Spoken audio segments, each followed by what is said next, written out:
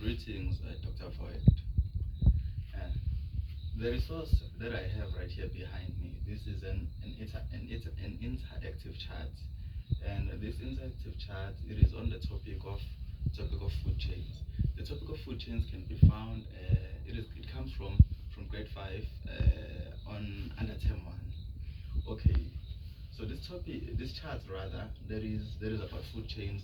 One may ask, how will this be significant? This chart can be used as an activity to test the knowledge of the learners on food chains.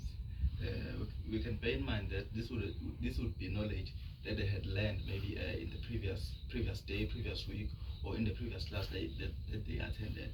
So we are now trying to test their knowledge on food chains. So they already have an idea of what a food chain is. They already have some knowledge of what a food chain is. So now we are trying to test their knowledge. Okay, as you can see that on my chart, these organisms, they have been arranged from the organism that is on the bottom of the food chain to the organism that is to the organism that is on the top of the food chain.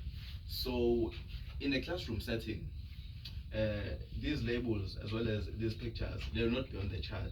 They will be maybe on the table, and then the chart will be just empty. So the learners will be able to see these pictures, and then the first question we will ask them is, on these pictures, as you can see, which animal is at the bottom of the food chain?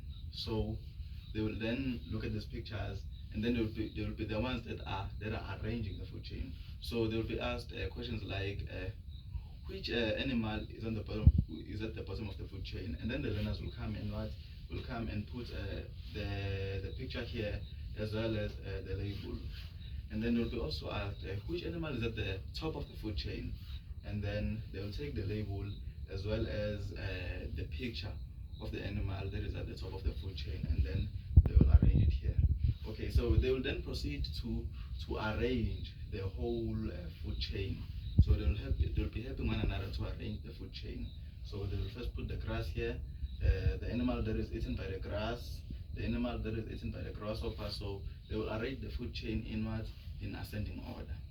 So after they have arranged the food chain, there will be questions that they will have to answer. So there will be questions that will be given to them in order to answer them, so that we can test what type of what or maybe how much knowledge they have on the food chain. So we had previously asked them the question that says which animal is at the bottom of the food chain. So and the expected answer is grass. And then a follow-up question would be support your answer. And then the expected answer would be the grass is at the bottom of the food chain because it does not eat any organism that is on the food chain or on the chart.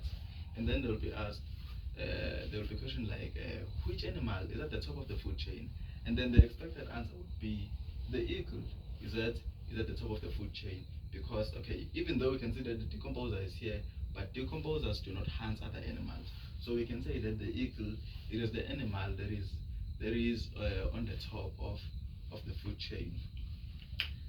Okay, so after answering those questions, there might be a question that says what is the relationship between these organisms, or maybe what does the food chain represent? And then they're expected to answer the question as follows. The food chain here, it represents the relationship between these different organisms. And then there would also be a question that says, how do the organisms on the food chain depend on one another? And then the learners would be expected to answer the question as follows. These different animals, they depend on one another because they give one another food. So they depend on one another for survival.